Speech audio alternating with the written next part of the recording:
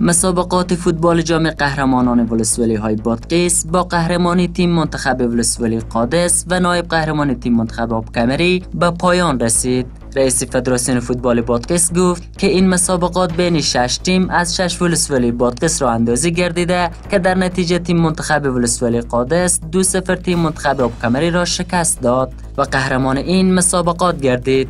هدف از این مسابقات اتحاد و وحدت مردم ولسوالی ها بوده و بیشتر سعی تلاش ما رشد ورزش در ولسوالی ها. از سوی هم ورزشکاران راه اندازی همچون مسابقات را برای رشد ورزش، سلامتی جامعه و اتحاد مردم مهم قلمداد کرده و چنین میگویند: خواستیم از این امارت ورزشی که با ما یک میدان را جور بکنه در راستای میدان ما بسیار مشکل داریم در ولسوالی قادس. میدان جور و خوبی نداریم ما فوتبال کنیم، بسیار میدان ما خرابه. ورزش همواره ضامن سلامتی انسان هست، ورزش ضامن سلامتی جوانان هست در صورتی که ورزش صحیح باشه و به صورت درستش انجام بشه.